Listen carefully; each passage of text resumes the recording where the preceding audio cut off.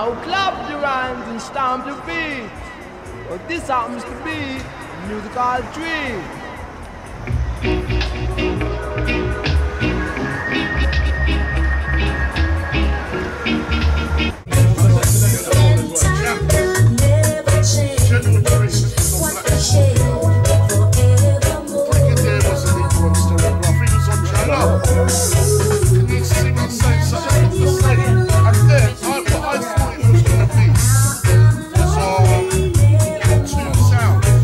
We're here in Peckings Studio, London town. Actually, it's so nice to be able to catch you, Chris Peckings in the house. How you doing? We're in his office right Yeah, boom shots. My drink. Of course, we're real. We are real. This is where it all happens. It's London, isn't it? Of course. It's a London thing. Basically.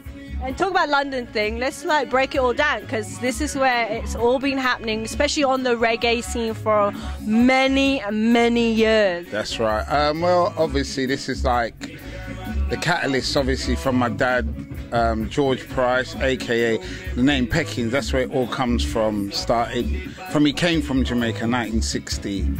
I mean, he was friends. He grew up with Coxsone, Jew Creed, Prince Buster, King Edwards, you name it.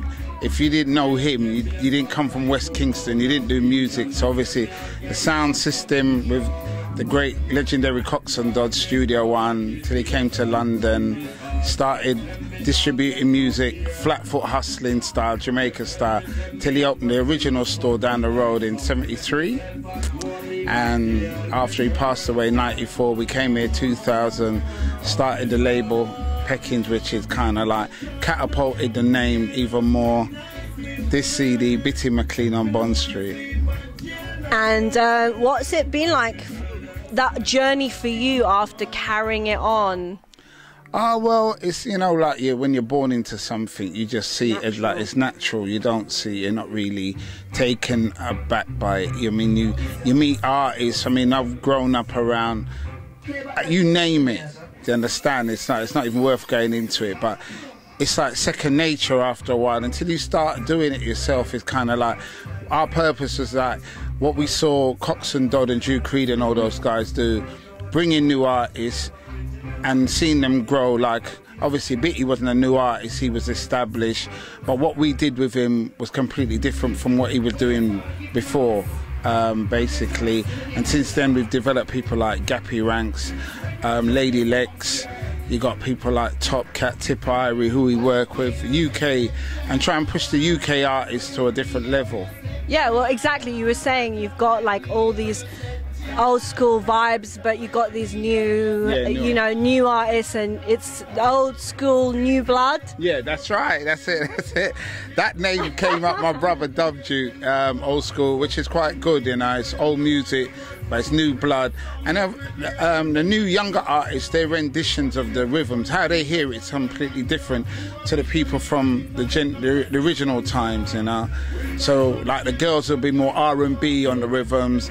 The guys will give them the English interpretation of what their ideas of dancehall from Jamaica is. Like, that's what it is. But that's what it's also about, because you know what you were saying is trying to push the UK thing, and the UK thing has, of course, like other countries and other cities, has its own sound. Yeah, because so it's culturally, it's a culture we mixed up. You know, we got, when you're born in England, you're used to everybody's culture. You know, so you have to have a curry once in a while. Yeah, of course you do. You know, a curry. You grew up with Hindus, you grew up with Sikhs, you grew up with Muslims, you grew up with Jewish people. So it's kind of like all those influences. It's an influence, you know, and plus the Jamaican influence is obviously, because without Jamaica, there's no reggae, and no matter what we do here, Jamaica is still the spot. And it's still the aspiring. It's always aspiring to that. Aspiring, but it's good that we can put something on the table. Of like obviously coming back even from the sound systems in the UK, your Saxons, your Young Line, your Coxsones, your Frontline, your Sufferers, your Sterograph, and the youths on the sound system. It's been great. I mean, it's been a pleasurable career to be into, really.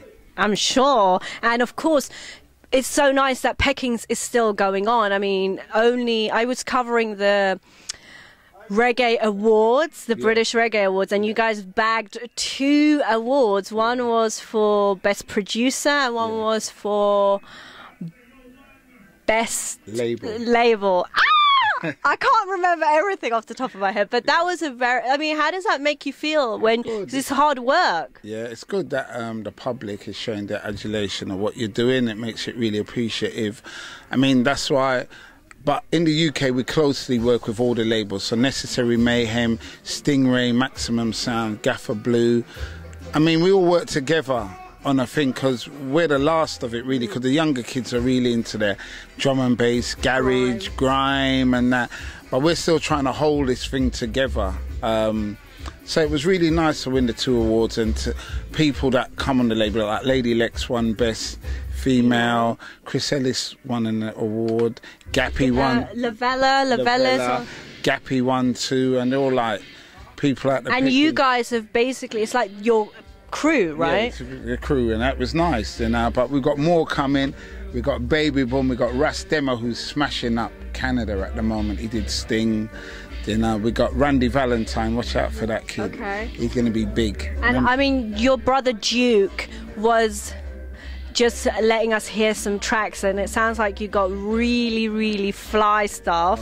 But he's saying that you've had it for a little while. When is it going to come out? It's so much, you know. I used to always say as a kid growing up, I used to go around Mr. Dodd. I used to go to New York and stay there. Large up to Carol Dodd, Sandra and the whole Dodd family, because we use the rhythm sometimes and they help us along the way also. And obviously the Jew Creedus Day, Bunny Lee, 90, all those kind of guys, the production. But yeah, going back to what you said, it's like a roundabout way to tell me when you're going to be releasing some of these hot tracks. Yeah, as I say, I got sidetracked. I used to go to Mr. Dodd, stay there. We'd be in the studio for hours, and he played me unreleased Wailers, unreleased Johnny Osborne, unreleased for 40 years. And I used to think, why are you waiting? Why don't you put them out?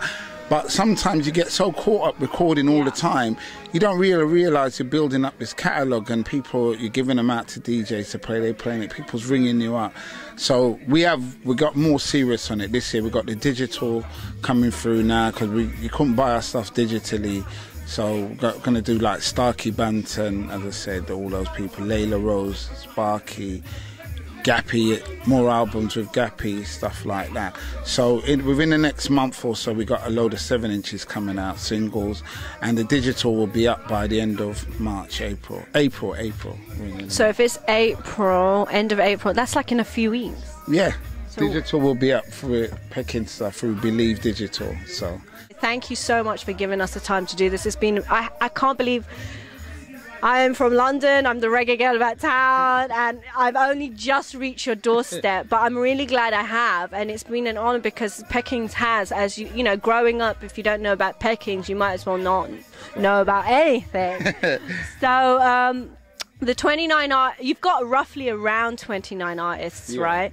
Are they all British? No, we got projects like with Jamaican artists like Taurus Riley, Courtney John, Len Hammond, who is the nephew of Beres Hammond, excellent singer. Randy Valentine, he's Jamaican but UK based. John Peckings, me love my woman to my heart, you know. But every day me a work, one day me come home and see her back them back.